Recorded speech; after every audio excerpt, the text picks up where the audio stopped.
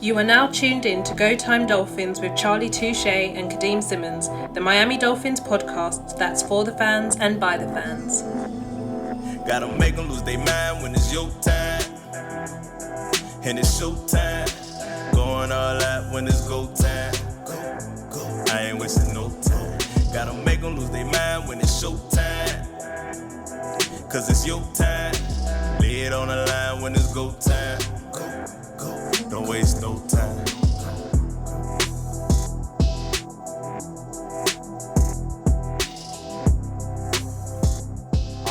I'm all for fans are here for this episode, watch this episode.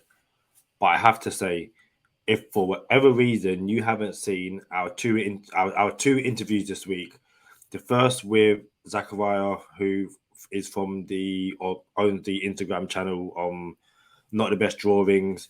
He is the guy, if you haven't seen it, friend of the podcast, Brandon Jones, on a game day had this t-shirt, it said Blitz Boys on it, and a picture of himself and friend of the podcast, Javon Holland. So we had Tagovailoa on.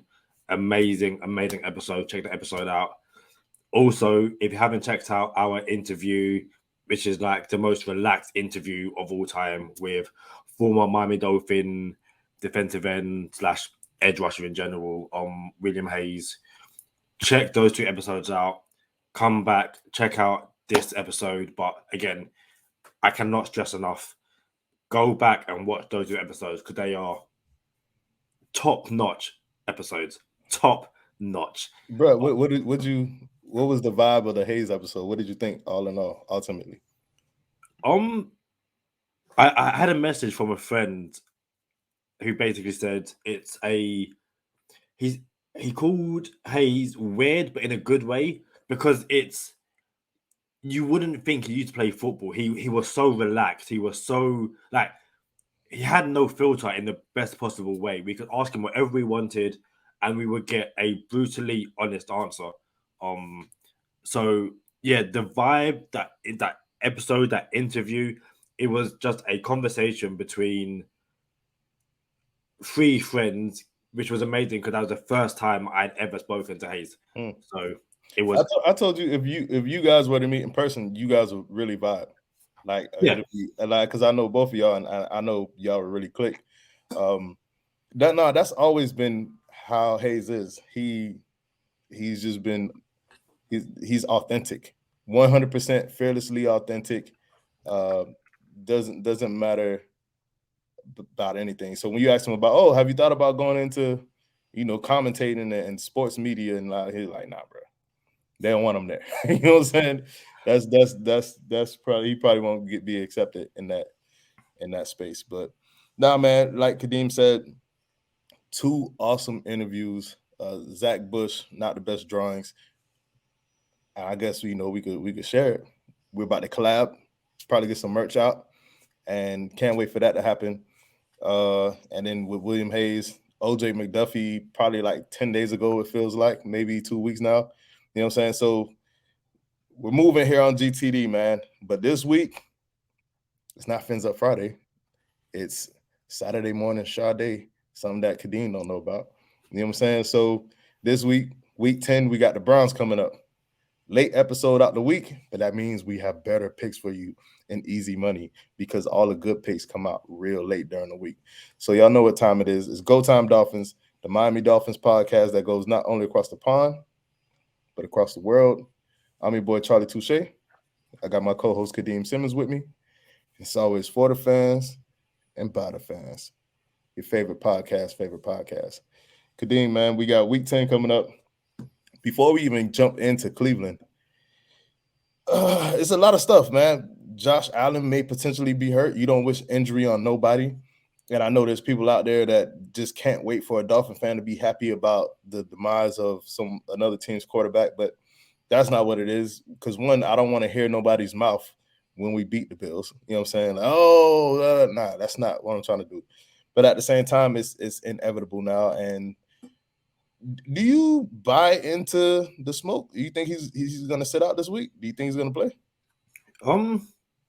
So it's interesting. It's one of those things where I've seen Bills fans retweeted on my timeline saying, you know, this season doesn't count because Josh Allen could miss the rest of the season, and anyone who wins the AFC East this season, there's an asterisk by their title. And as a Miami fan, it's like there wasn't that energy when Tua was missing games. Like, it's you deal with the best hand that you're given. If Josh Allen, does miss out, whoever wins the AFC East wins the AFC East on merit. It's unfortunate that there's no Josh Allen, but no one cared when last season Tua went out early in the game and the Bills, beat us 35-0. No Bills fans were saying, "Oh, but Tua wasn't there." So, listen, I genuinely want Josh Allen to be healthy this season because I want the Dolphins to win the division with a healthy Josh Allen, so that there's no debate as to just how good this team is. Will Josh Allen sit out this week? I think recent results means the Bills might be more inclined to play him, but there's also that kind of thing where it's like, at what risk do we play him and potentially lose him for the rest of the season? And I think they will sit him. I think they'll be careful, and I think if he was going to miss the rest of the season, we would know by now. I don't think this is a Will Fuller situation. I think the Bills are genuinely trying to work out how best to manage this situation on a day-to-day basis. And I think they sit him this week and then, not to be coach talk, but say it's a week-by-week situation. We'll see what happens with him, I guess. Yeah, it would probably make sense for them to, and we're talking about this because it's AFC East. It's like the state of the AFC East. When Charlie Touche said the AFC is the hardest division, toughest division, best division in the NFL right now, I guess he wasn't lying because we got a race, right? So I would like to think the more games the Bills win, like if they sit them out this week against Minnesota, they win that one, then it gives them a little bit more time to recover, and maybe they sit them out again. I think they got the Browns after Minnesota. I can't remember. I know the Browns is coming up on their schedule somewhere. So they have 2 winnable games without them. So you would think they'll set them out and give a little window of, we could afford to take 1 L if we even take that L. Basically what the Cowboys did with Dak Prescott, I think they went somewhere along the lines of 4-1, maybe 5-1. You know what I'm saying? The Cowboys only lost 1 game. So it allowed Dak Prescott to stay out because they had such a good cushion. You know what I'm saying? So yeah, you would think the Bills would not risk a long-term injury when it comes to Josh Allen, but you never know. Hey, y'all do what y'all want to do. Just know when it comes to December 18th, the division gonna be on the line, bro. For sure. Yeah, and looking at Buffalo's schedule, so they got Minnesota on Sunday. They then got, like I said, the Browns next week, but they then got a short week. They're playing on Thanksgiving against the Lions, and it might make more sense to sit him against Minnesota and then see what it's like against Buffalo, so against the Browns, and then go, you know what? It's a short week, so even if he misses the Browns, we might get him for the Thanksgiving game. So I guess this is probably the worst time for them to have a short week coming up. But I think they will play it week by week, and yeah, the way the AFC East is landing, or the AFC in general is lining up right now, it kind of looks like all you've got to do is better the Chargers' record to make the playoffs. Given at the moment they're like, right there on the edge of making the playoffs. The Chargers, you said? Yeah. Okay. So I can very, very quickly look at the AFC's standings, and we're looking at, so the Bills and the Chiefs are both 6-2. The Ravens are 6-3, as are the Jets, as are Miami. The Patriots are 5-4. The Chargers are 5-3, and the Bengals are 5-4. Every other team in the AFC has a losing record outside of the team I just mentioned. So the Broncos at 3-5, the Raiders at 2-6, the Browns at 3-5, the Steelers at 2-6, the Jags at 3-6, and the Texans at 1-6. It's and the Colts at 3-5 as well. It's kind of looking at, if you can better either the Chargers or the Bengals record, you're probably going to make the playoffs. So I think for the Bills, it's a matter of, do they rest? Do they rest Allen for 1 week? Okay, you lose to the 7-1 Vikings, but you get him back for, I guess, more winnable games against, the Browns and the Lions. Bro, all we heard the whole preseason, and even you got it here on Go Time Dolphins. Oh, we got to beat the Bills. You know what I'm saying? We're going to lose to the Bills twice. We're going to get swept. I'm guilty of it, Holmes. We're going to get swept by the Bills, I thought for sure. I went so far, Kadeem, to say, yo, we're going to go 14-3, make the playoffs, and then might lose to Buffalo in the AFC Championship and take 3 L's to these boys. I'll be the first one to tell you that I'm wrong, Holmes. You know what I'm saying? And all of a sudden, everybody – let me ask you something, Kadeem. At what point do you get to a place where you say, wait a minute, man, forget this Tua talk, but realistically, the Dolphins are a problem. Like, the Dolphins offense is legit. Whether you like the quarterback or not, you cannot deny the quick strike offense that we have. I call them the Golden State Warriors. May not be ironed out yet, but we're about to be, right?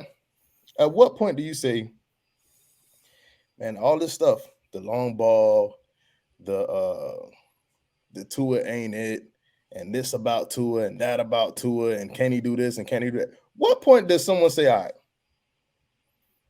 I'm just gonna watch and enjoy it and appreciate everything? Hold up. Because then I'm going to get to this. Because now we checked off so many boxes, Kadeem, with Tua, that it's to the point where, can he do it in the winter? Can he do it in cold weather? Like, if he done everything else that y'all said he couldn't do, what makes you think he can't do that? But here's my thing, Kadeem. Who said we were going to get to find out if he could do it in cold weather? You know what I'm saying? Yeah, he has some regular season games, but just when you thought that, the Dolphins are going to have to come in at the 6th seed in the playoffs, go on the road to Tennessee or go on the road to Baltimore, then you have a second round, go on the road to Kansas City. Can you go on the road in Orchard Park and beat Buffalo in January? Remember all that? Who's to say that the Dolphins can't win the division? And at a minimum, have the 2nd seed in the AFC.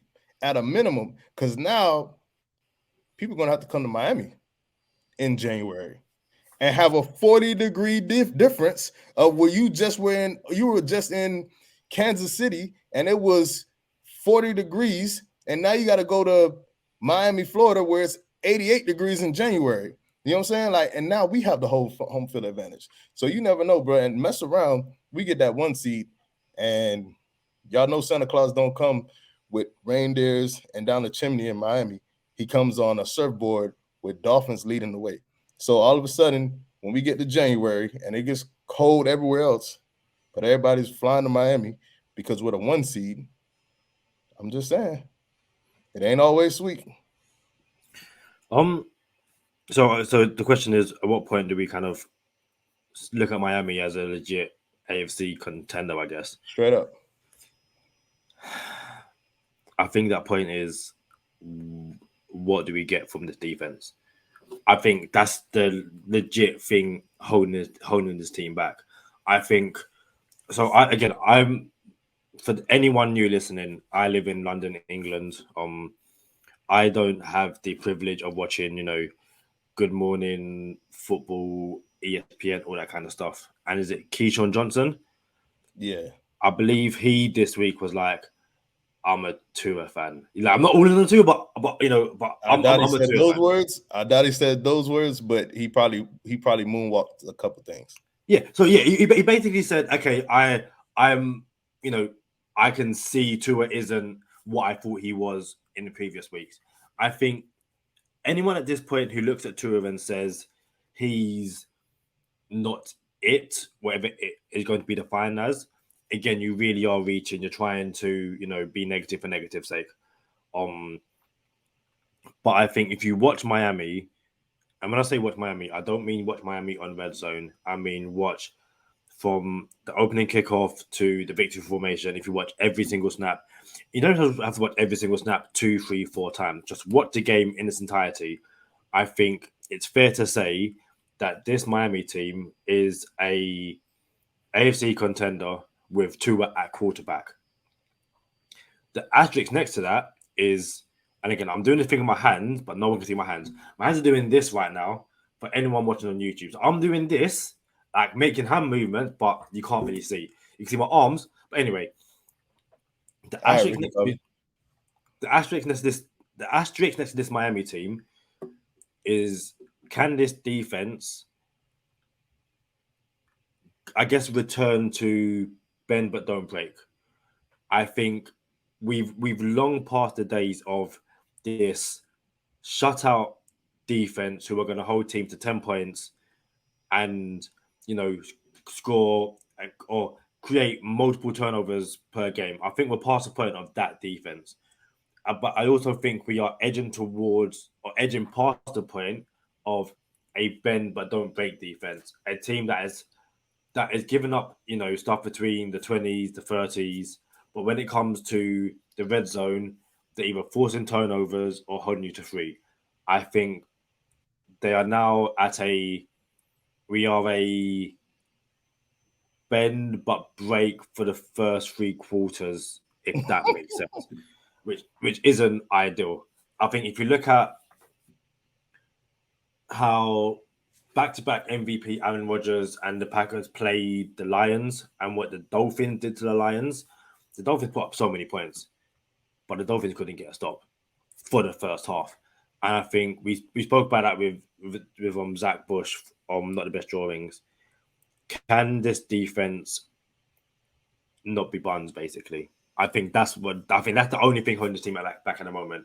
Can this defense get to a point where you aren't giving up 7 on every single drive, which is what it feels like at the moment? You just struck a nerve, bro, because I'm already looking at the Dolphins over-under for this game. We'll talk about that in Easy Money. So, yeah, I sent you something just now, Kadeem, to your phone. If you could pull it up, please. I know I put you on the spot.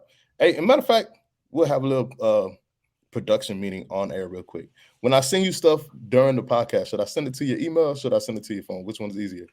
I always send it to my phone. So my thing is, I don't have WhatsApp open on my laptop or emails open because if I get a message, they make a sound. But it's easier for me to open up WhatsApp and grab it as opposed to open up my emails and then try and get a bunch of emails. So, any tech-savvy person, I have opened WhatsApp on my laptop. It's currently loading my chats at 40%. As it is, it's taking ages. Yeah, no, it's cool. No, there's a little behind the scenes. I got you though. So we're at a point, Kadeem, where, and this is factual. This is not like Tua heads loving Tua. You know what I'm saying? This is a real thing now. The Miami Dolphins have an offense. Whether you want to accredit Tua or Mike McDaniel or whoever you want. A lot of people say it's Tyreek Hill somehow. I don't know how Tyreek Hill gets the credit, but sure. Where they try to keep the offense off the field, all right? And not only do they try to keep the offense off the field, and even in week 3 when we played Buffalo, they had Tua sit out on the side on the bench for like 30 minutes at a time, real time 30 minutes, and ice him, like, get that boy cold. You feel me? So do I want to say people fear Tua? I'm not going to say they fear him, but they definitely respect him. And we're at a point, Kadeem, where our quarterback is being respected in the league so much by other defensive coordinators and other defenses and other teams that we're at a point where, and as you can see, Kadeem brought this graphic up, we're at a point where, Kadeem, people are just trying new stuff. All right, well, let's try this to see if we can stop him. You know what I'm saying? Now, and I'll be fair, a lot of this is about Mike McDaniel too, Coach McDaniel, because they haven't seen Tua and McDaniel together combined. We'll leave this graphic up for a little bit. If you're listening to the audio version, check us out on YouTube, share, like, subscribe, turn on notifications. We appreciate y'all. We're growing. We're almost at the benchmark, a milestone with our subscriptions. We appreciate everyone who rocks with us. We appreciate the old listeners. We appreciate the new listeners. And I don't want to say which one I appreciate most because I don't want to get nobody coming at my dome. But listen, so we're at a point, Kadeem, where they're like, hey, should we just blitz this dude? Should we sit back and throw 8 in coverage? Should we play man? Should we play zone? And if you listen into the audio version, we have this graphic up and it says Tua Tagovailoa Olipola Tagovailoa versus man coverage. It actually just says Tua Tagovailoa in man coverage, but y'all know y'all listening to Go Time Dolphins. This season, by the way, QBR is 89, first in the league. This is versus man coverage. Tua versus man coverage. Yards per attempt, first in the league, 10.3. Completion percentage, 67%, first in the league. This is all versus man coverage. First down percentage, 52%, first in the league. Passing touchdown percentage, 12%, first in the league. And these are next gen stats, ESPN analytics. Listen, Kadeem, whether y'all want to like it or not, whether this was your pick or not, the Dolphins are forced to be reckoned with on offense. And it is that simple. We are at a point where if we had a running game that was respectable, there would be nothing to talk about. It would be, who do you think has the best offense in the league? And I could argue the Dolphins still have the best offense in the league with Mahomes out there, with Josh Allen out there. Josh Allen is their run game and their passing game.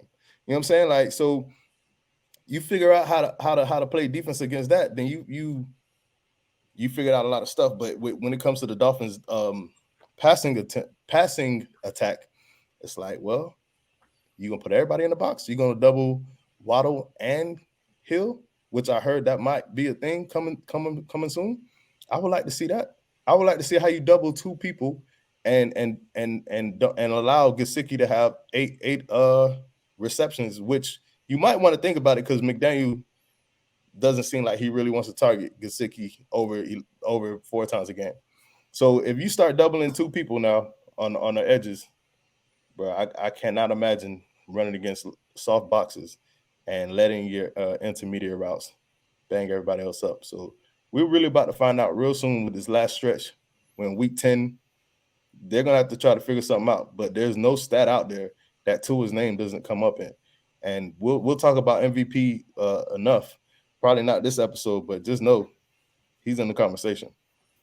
Yeah, I think one thing which ESPN, when talking about Tua and the Dolphins, and they correctly highlighted, is that in shotgun or under center and stuff like that, the one thing which is remarkable of what Tua and his offense does is that in the play action game, Tua will like physically turn his back to the defense to like fake the handoff and then turn and deliver a completion. And I think it was Keyshawn Johnson or someone else was saying most quarterbacks can't even do that because when they turn their back and the defense, changes into a different look, they're like, hold on, I didn't see that before. What do I do now? Tua's like, I'm going to turn my back.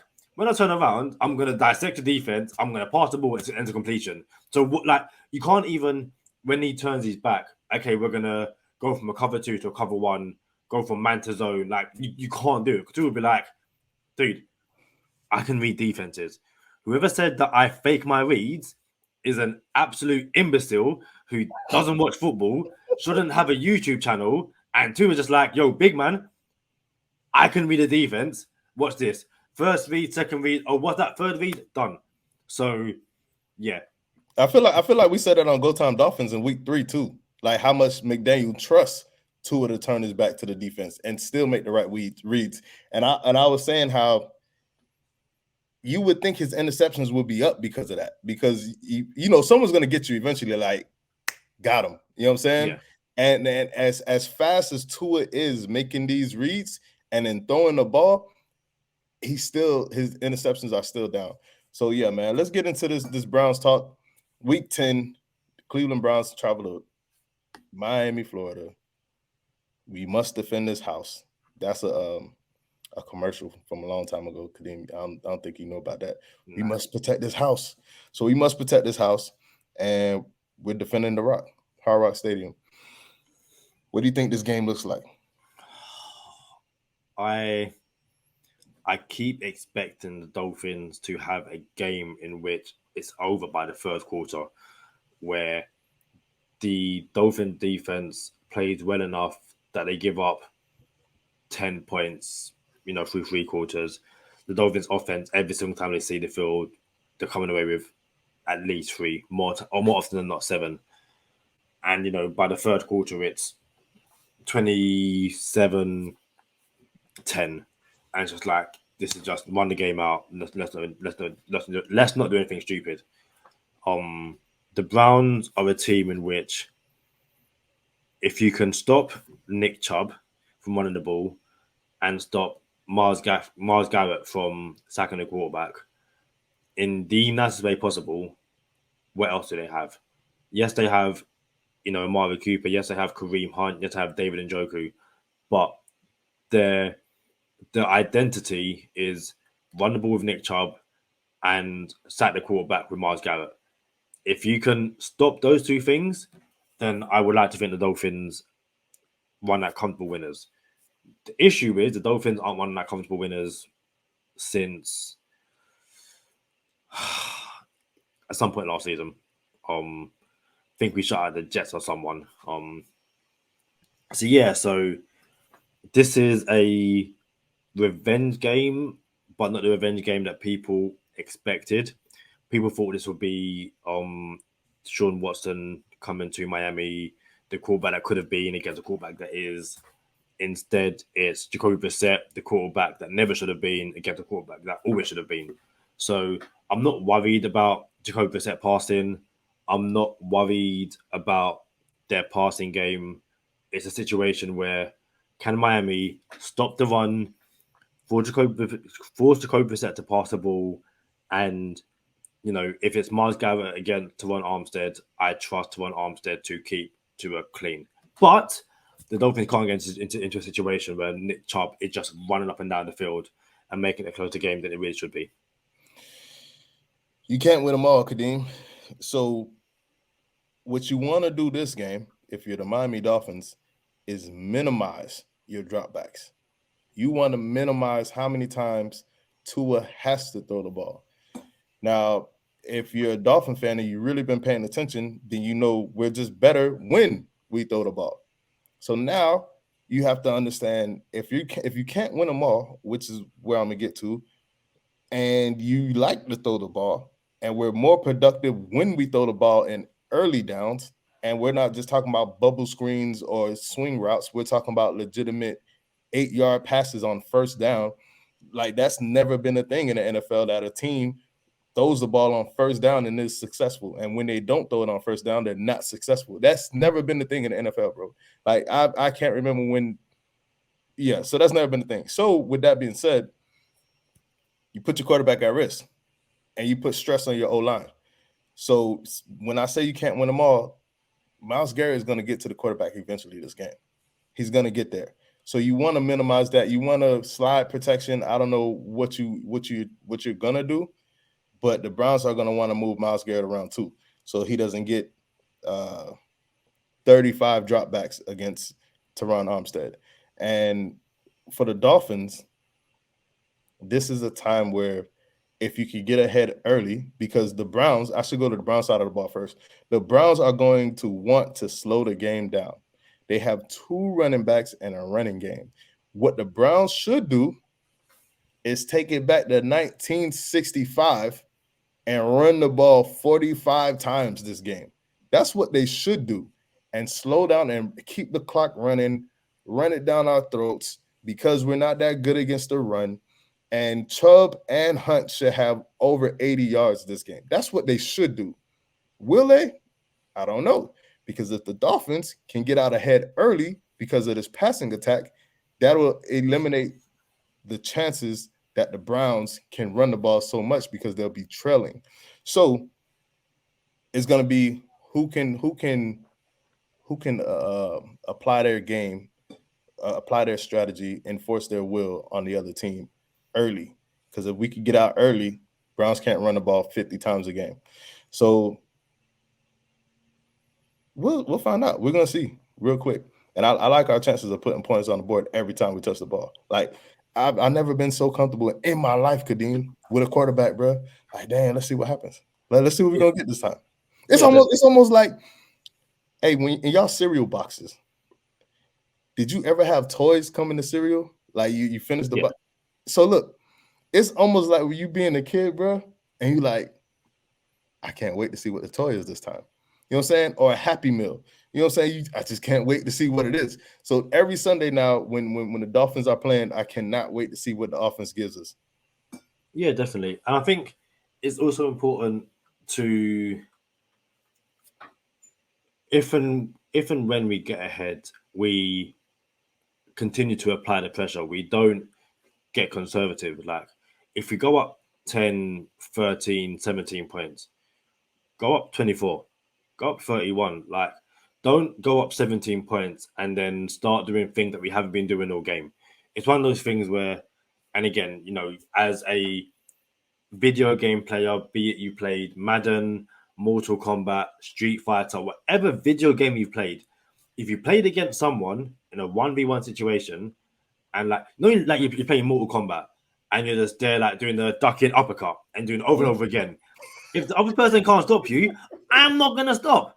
Like, I'll be like uppercut, like whoopsie, I'll be like over and over and over again. Yeah. So if the Dolphins are doing something over and over and over again, and it's working, keep doing it until the Browns go, okay, we figured out a way to stop it. I feel like recently, when it comes to the fourth quarter and Dolphins being up, we've tried to be too cute. In the past, it's been, okay, we're going to take over Raheem Mostert and bring in Chase Edmonds and it's like, dude, what are you doing? Feed the hot hands. Last week against wasn't even the Lions.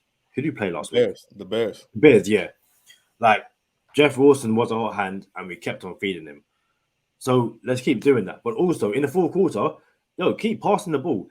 If Myles Garrett hasn't found a way to get past either Teron Armstead or we were playing right tackle and we kept him quiet, I'm not saying you take the mick, but I'm saying, keep feeding Waddle, keep feeding Hill. Don't start getting conservative just because we're up, because that's how you allow a team to get back into the game. And especially this defense, again, this whole bend and break for the first three quarters, but then after that, let's not do that. So, yeah, let's we're at home. I believe we're wearing all white. So let's assert ourselves, get an early lead, and it's not the one game, but listen, from early on, lean on a man, lean on the Browns and say, big brother, little brother, you can't do anything to us. We're gonna, from the first minute to the last minute, this is our game, and fourth quarter, it's a matter of just running the ball out to a certain degree, so we win the game. Hey, let's get into the no huddle, bro. I have this is my new Coach K hoodie. Like, this is the most Coach K thing I probably own. Like, you see, like it's kind of Belichick-ish, but this is my you'll see this on Things Up Friday / going into Coach K. So this is new. I bought it specifically for Coach K. Here you go, Kadeem camera acting up. Kadeem, you still with us, bro? I'm still here. I just moved something, and for whatever reason, it wasn't on YouTube. I'm not here on YouTube. Here I am again. This happens when I move stuff. It just messes up. So, are those new headphones? That's a new headset? Nope, same old headset. It's always been red and blue. Yeah. Yeah, we're gonna have to get you some different color headsets, bro. These are my Call of Duty headphones. Basically, they've always been red and blue. Always. I ain't gonna lie, you're not allowed to invoke the name Bill Belichick and have red and blue headsets. This ain't what it is. We're gonna have to switch it up. You know what? Christmas is coming and Santa's coming on a surfboard. We might have to get you some different color headsets, Holmes. Listen, Santa got me this headset last year. Santa wants to double down and get me a new headset. Then let's see what Santa can do. But as of right now, this is my headset. But It's not just Santa. It is. It's gonna be a good one. It is 82 degrees Fahrenheit. What is that in Celsius? 82 degrees Fahrenheit. 82, 41. I'm gonna go with 27 degrees Celsius. I'll give you that. It's 28. It's 28, but I think 27, 28, 29, they're all acceptable. So Hey, listen, you know what I'm gonna do, Kadim? I figured out how we're gonna do this the Celsius Fahrenheit thing conversion. I'm gonna teach all of us, all the Go Time Dolphins listeners, we're all gonna be able to convert Celsius to Fahrenheit by the end of the season. So now instead of me doing the conversion, I'm gonna teach everyone out loud. I'm gonna show my work out loud. And then we're gonna someone's gonna be able to apply it in school. Because I'm sure we got some high schoolers that check us out. So we're gonna teach Celsius to Fahrenheit. I might need a extra week. We got a bye week, so that's good. So I could brush up on it. So yeah, so 82 degrees Fahrenheit, but looks like it's going to be raining. As Google says, scattered showers. In terms of the injury report, this is one of the best injury reports we've seen in a long time from a Dolphins perspective. So Hunter Long is out with a concussion. It looks like. Teron Armstead, Teddy Bridgewater, Tanner Connor, and friend of the podcast, Austin Jackson, are all questionable. I believe we'll see Teron Armstead. I think it's one of those situations where he's going to be battling his toe injury all season, but he will play on game days. And then players who were on the injury report but look like they're going to be fine: Raekwon Davis, Durham Smythe, River Craycraft, Zach Steeler, Jalen Waddle, Christian Wilkins, and Xavier Howard. They are all fine. Quickly on the Brown side of the ball, David Njoku is out, and Jeremiah Owosu Koromoa is out as well. Guard Michael Dunn is questionable. It looks like Amari Cooper, Jadeveon Clowney, Denzel Ward, and Myles Garrett will all be playing. But that's all I have for the injury report on the Dolphins side of the ball. What have you got for fantasy? Hey, fantasy football is getting really real. Fantasy playoffs are coming up. So you probably want to look at that waiver wire, see if there's somebody else you can get in your lineup or stash on the bench, or maybe even potentially a last minute trade you can make to where you're not up on the ropes in the playoffs, right? So make sure you're proactive in fantasy football. Know that the playoffs are coming up, and if you're struggling to get in, like myself right now, I'm on the in one of my leagues, it doesn't look good. In the other league, I'm knocking on the door. Maybe you don't make any moves and you just thug it out. And if you lose a player in the playoffs due to a bye week, then it is what it is. As far as this week, y'all know what time it is. QB1 is a lock now. He's a fantasy lock, bro. So we're locking in Tua as a starting quarterback. I got him in the Go Time Dolphins podcast league. We're going to go with staying away from both running backs this week, Miami Dolphins running backs, because they might split carries. Now, if you have to start one of them and you're just like, man, I need a running back, I'm in a 14-team league, I'm okay with either one, actually. If you're in a deeper league, you could go ahead and start both running backs. Not on the same team, I would think, if hopefully you don't have them both on the same team. But if you're in a deeper league, go ahead and start one of them. If you're not in a deeper league, you're in the 8-team league, there's other options out there. If you're in the 10-team league, there's other options out there. 12-team league is where I start thinking, well, let me see who I have on my bench or in my roster, and maybe I could go ahead and start a Raheem Mostert or a Jeff Wilson Jr. Y'all know the two locks, man. Tom and Jerry, Heckle and Jekyll, Toe Jam and Earl. We out here, man. Tyreek Hill, Jalen Waddle, we're locking them in. They're in there. And if you have both of them on the same team, no one's even mad at you. So next year, when it comes to the fantasy football draft, and some people are like, it's kind of nasty having two receivers from the same team. I don't like it. That's not a thing, bro. You want both of these receivers on your team. If you can get them, you can get them. And if you have them, you can start them. Staying away from tight end for the Dolphins. Gesicki is spotty. We don't know what we're going to get with Gesicki. If you have to roll the dice on the tight end, there's no real tight ends just showing up. Yeah, go ahead, start him. If you have to start him. And you I don't know if you feel good about it, but I don't feel terrible about starting Gesicki. Like if I'm like, yo, especially in the 12-team league, I'm not feeling bad about starting Gesicki because it seems like every 2 weeks, every 3 weeks, he might give you 12 plus points, and you'll live with that. Not starting Jason Sanders. And Jason Sanders should be on the waiver wire, and if you need a bye week kicker, you still shouldn't go get Jason Sanders from the waiver wire. So you should. What did Coach McDaniel say this week when he was talking about coaches and guarding defending Justin Fields? Like, go another route, go another option. I forgot what he said, but yeah, we're going another route with Jason Sanders. Dolphins defense. I'm not doing it. There's no way I could do it. I can't do it, bro. I can't trust the Dolphins defense and in the same breath go over the easy money and say, look at the over, because this might be a track meet and this might go over 50 points. So I can't trust the Dolphins defense. Would it shock me if they had 3 turnovers? Yeah, it would a little bit. I ain't gonna lie. If the Dolphins got 3 turnovers or 3 takeaways, it might shock me. You know what I'm saying? So I can't do the Dolphins defense.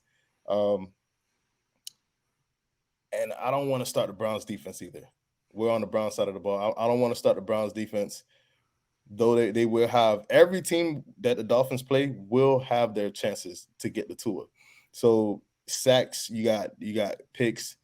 We've been real good of late. Dolphins score 30 points or close to 30 points every game. There's no reason for you to start the Browns defense. Jacoby Brissett, I'm starting Jacoby Brissett, believe it or not, because it might be a track meet. I'm starting Amari Cooper. I'm starting Nick Chubb, and I'm starting Kareem Hunt. I'm starting. That's all I'm starting. That's it for the Browns. So yeah, man, that's what we got for the fantasy football side of No Huddle. Ready break, y'all already. What have you got for? Oh wait, I can't say ready break because there's no huddles to break. So we go for easy money then. Easy money. All right, I got some exotic stuff. I'm not gonna lie. We're gonna go through some exotic picks. DraftKings has a receiving yards head to head. We look pretty good right now. We're streaking again. We hit the past, I want to say 3 weeks with our easy money lock. I'm gonna go through some other picks that aren't locks, but I like them. And one of them is Tyreek Hill and Amari Cooper combined receiving yards at 164.5. I'm taking the over on that. Minus 115. I like to hit that. I feel real good about that. Then we have Jalen Waddle over 5.5 receptions. I like taking that. And DraftKings have become, they're onto us. There's no more 6.5 for Tyreek Hill anymore. They're getting smart. It's at 7.5 now. Tyreek Hill has only had one game where he had under 7 receptions. So it's at 7.5 now.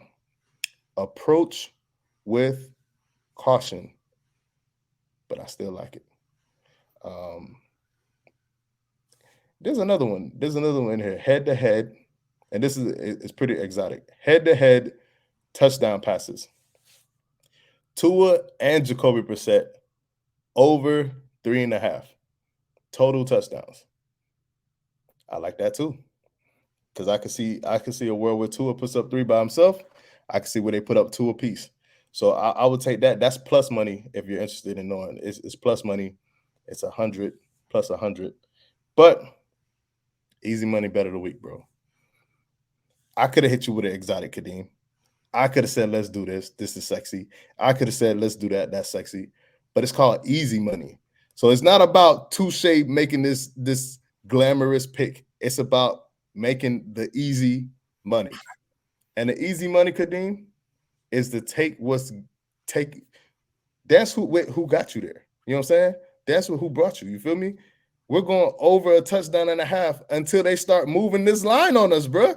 So Tua over a touchdown and a half until DraftKings is onto us. And that's the easy money bet of the week. Tua's throwing for 2 touchdown passes. Yeah, I can't put it much better myself. Like to reiterate, this should be a game in which the Dolphins win quite easily and quite handily. But, you know, do not be surprised if in the final 5 minutes this is a one-score game. And the Browns have the ball. It's just like, are we really doing this? So listen, I'm hopeful. You know, David Njoku being out is. I'm not worried about Austin Hooper. He hasn't done much in Cleveland so far, and it's just about can you contain Amari Cooper and Nick Chubb, and it's more about can you contain Nick Chubb. So, easy money. I am not a betting person, but if I was to go for any, it would be the easy money, lock of the week, which is Tua plus 1.5 touchdowns. Crazy. And just to cap it all off, and before we transition out of there, something interesting, Kadeem. And I'm gonna bounce it off of you, see what you feel like. But if Josh Allen doesn't play this week, and this is a legitimate conversation, your MVP race was Josh Allen, Patrick Mahomes, Jalen Hurts, Tua Tagovailoa, Tagovailoa. This is legit. There's a new name that has jumped up in this conversation in the past 10 days. And it's almost like not a deterrent. It's like they are deflecting. So now you hear Tyreek Hill's name. So for everyone who doesn't want to entertain Tua as being good enough or as an MVP, they say, oh no, it's Tyreek Hill. So now Tyreek Hill's name is in the MVP race. Cooper Kupp won the Triple Crown last year. Led the league in touchdowns, led the league in receptions, led the league in yards. Did not win the MVP, which I thought he should have for my dollar. He didn't go up against someone that threw for 60 touchdowns or 6,000 yards. It was his award, if you ask me. Can you see, Kadeem, Tyreek Hill potentially winning the MVP? No. Absolutely not. No, because it's essentially a quarterback award. For sure. And that's the thing. It's Tyreek Hill is in the conversation if he essentially breaks Calvin Johnson's single season yard record. But even if he does that, people go, well, this quarterback done X, Y, and Z. So yeah, I think a wide receiver would need to put up Madden numbers. And I'm talking like 30 touchdowns and over 2,000 yards for them to go, okay, he deserves to win the MVP award. I think even if he'll break the yard record, they'll still turn around and go, Mahomes is doing Mahomes thing, so we'll give it to him again. And I think the knock against Tua will be how many games he's missed. Again, we said we're not the best drawings. How many people win the MVP awards after missing multiple games during the season? And I think if Josh Allen does miss 1 or 2 games, I think that will essentially rule him out of the MVP award. So, listen, should Tua and Hill be part of the conversation? 100% yes. Will Eva win it? No. And I think it will be because Hill's a wide receiver and Tua has missed, 2.5 games. So something funny going on in Vegas. If you follow trends, if you follow the line, if you listen to Go Time Dolphins and listen to Easy Money, there's something funny going on. I'm going to tell you why. MVP is a quarterback. It's a quarterback award for sure. Because if you want to be real and we just have this conversation, your most valuable player is most likely going to be the quarterback on your team. So if you just take it from one team to the next, then now it's just the most valuable quarterback in the league.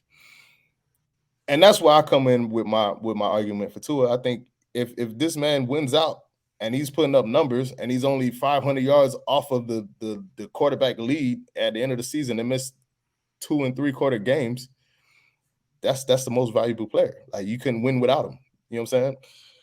my thing is with Tyreek Hill, this is why Tyreek Hill cannot get MVP. Is because I believe the Dolphins can win without Tyreek Hill. Do I want to find out? Absolutely not. I'm not trying to find out. But I do believe we can win without Tyreek Hill. We could not win without Tua. So, yeah, I hear everything you're saying, Kadeem. But here's what I'm saying with Vegas. The Offensive Player of the Year, the lead right now is Tyreek Hill. He's leading. If you're looking at the lines, like what the lines are saying, for example, Austin Eckler is plus 5,000. Probably not likely to happen that he ends up Offensive Player of the Year. Travis Kelce is plus 4,000. Probably not likely Travis Kelce ends up with Offensive Player of the Year. Take it up to a little bit, a couple of these quarterbacks. Lamar Jackson plus 1,100. Jalen Hurts plus 350. But it's Tyreek Hill that's only plus 300. That's leading the way with Offensive Player of the Year. And I say that to say this. If you're Offensive Player of the Year, you should get MVP. But Tyreek Hill is plus 8,000 for MVP. So it's almost like they're already setting it up to where, look. We don't want no smoke with the people that said this receiver should get MVP. So we're going to shoot him a mulligan, and he's going to win Offensive Player of the Year. But who's leading the MVP? Plus 200, Patrick Mahomes. Plus 250, Jalen Hurts. Plus 350, Josh Allen. I'm just saying. And if for those who want to know, Go Time Dolphins is plus 1,000 right now for Tua. So it's not likely Tyreek Hill gets the MVP. I ain't gonna lie. I already put 200 of my LA Ingo dollars on Tyreek Hill. Listen, if you have $200 to be passing away for like that, then if you want to give me $200 to put on my own bet, and if you see me in a new Dolphins jersey, then I don't know where I get the money from, but it better be a throwback Dolphins jersey. We'll discuss that in bonus time. Y'all know what time it is. Oh, you know what? What's the score of the game, Kadeem?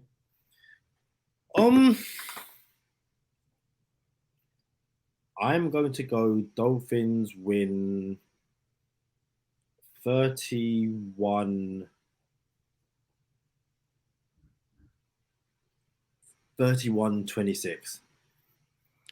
31-26. Another too close for comfort game. Yeah. I'm going to go 27-20. And I said we were going to get in the 30s on another podcast. I was like, you know what? It's going to be like 30, 24-30. But I'm going to go, what did I just say? 27-20. I like 27-20. I guess we're staying away from the over-under. The over-under is 49.5. I can see it going over, though. So y'all know what time it is. Stay positive. Test negative. For Kadeem Simmons, I'm Charlie Touche. Thank you for tuning in this time. Make sure you catch us next time. Lose their mind when it's your time. And it's show time. Going all out when it's go time. I ain't wasting no time. Gotta make them lose their mind when it's show time. Cause it's your time. Lay it on the line when it's go time. Don't waste no time. Gotta make them lose their mind when it's your time. And it's show time. Going all out when it's go time. I know the Kadeem curse is real. I'm not going to try and get around that. However, I have a proposition. And the proposition is I have two Tua jerseys. Yeah. And they basically cancel out the Kadeem curse. So I think that's fair, yeah. If I sell one of my Tua jerseys, yeah, does that mean I am allowed to get this? I will show it to you very quickly. Oh, no, very quickly. It is a grey Miami Dolphins Tua jersey. Grey. Now, I'm like, I kind of need this in my life. and we've discussed the Dolphins having a grey uniform. So I saw this and I was like, kind of need this in my life. I put it on social media. GTD affiliate 5 Yard Lee was like, no. And I was like, please. So again, if I sell one of my Tua jerseys, at that point the Kadeem Quest is activated. But if I get this one to cancel it out and I'm back up to 2 Tua jerseys, is that allowed? Or as this is a grey Dolphin jersey, which the Dolphin and Tua don't wear, does it even matter? Like, am I allowed? Can Santa turn up on his surfboard and his Dolphins, which I live in London? I wouldn't advise that, Santa, but it is what it is. What do you think? Okay, this is clean. First of all, hey, I ain't gonna lie. This, I've been trying to see the grays forever. Do you have that picture I sent you of Tyreek Hill, and it kind of looked like a gray jersey? I might do. I'm gonna send it to you right now. So you guys can see that gray Tua jersey that Kadeem has pulled up. I'm gonna send this jersey of Tyreek Hill. This was an actual picture taken pregame. So they're walking through the tunnel. Tyreek Hill's walking to the field, and it's just the lighting is dim. I sent it over to you, Kadeem. The lighting is dim, so it looks like it's a gray Dolphins jersey with a gray Dolphins helmet and everything. And in the words of my co-host Kadeem Simmons, I'm telling you now, yeah, the Dolphins need that gray alternative, and bro, we need that. So when Kadeem pulls up this where did you send it? Say what? Where did you send it? To your WhatsApp. I don't have the last thing I've got on what. Oh, it's just come up now. No, well, you got 2 of them now. So yeah, so this gray look is just a gray look. With this one that Kadeem has up was an actual gray jersey, Tua jersey. It's a gray alternative. But this picture that we're about to show now, it just looks gray. It's just the lighting and they're in the tunnel. But it looks like he has a gray helmet on too. This thing is money in the bank. Money in the bank. Does that not look dope, Kadeem? If it was all grays? And that's what I'm saying. Like, I've got the two are great. Like, imagine, like, we log on, but we've got a podcast. I've got like the clean Tua gray jersey. Like, my thing, Kadeem? Dolphins are gray. Why don't we have a gray uniform? Listen, shout out to anyone who watched the episode where we spoke about the Dolphins, throwbacks, why aren't they permanent and stuff like that.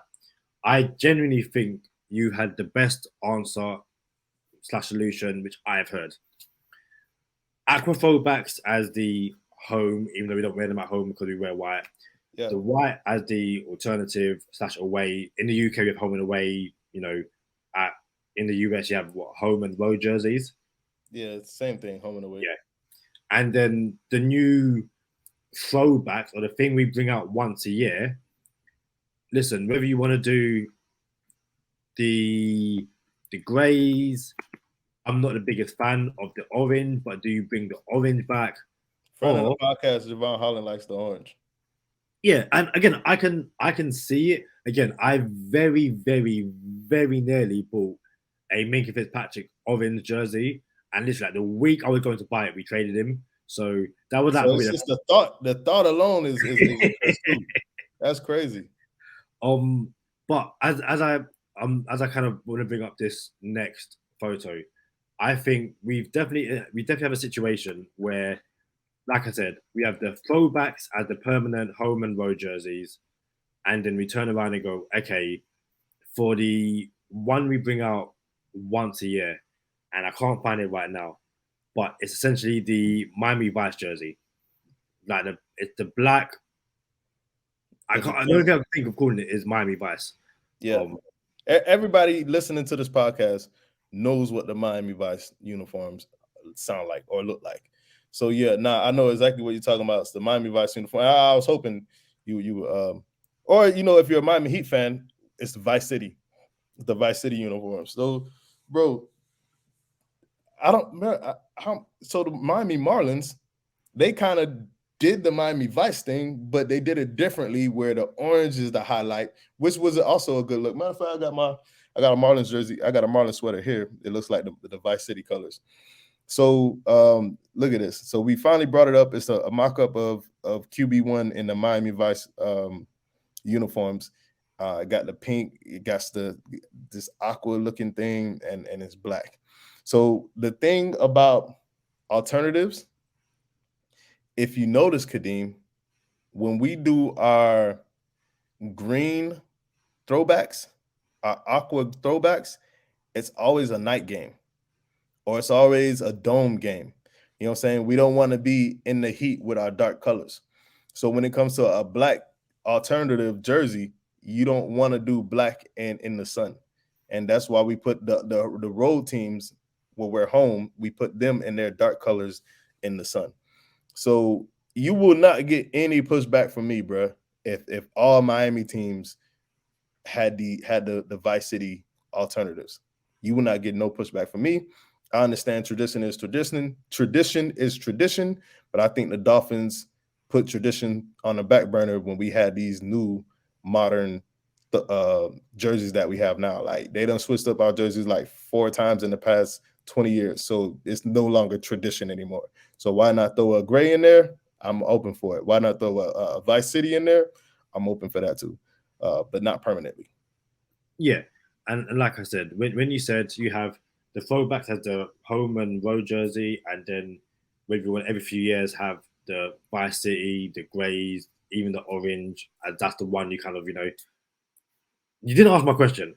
Can I get that grey jersey? That's what I need to know. You know what we should do? We should go to the people. We should go to the people. We should ask the people. We'll figure it out. We're gonna figure it out. Last but not least,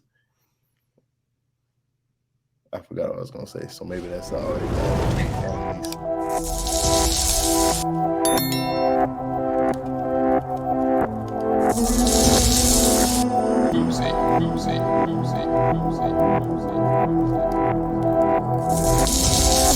Oopsie.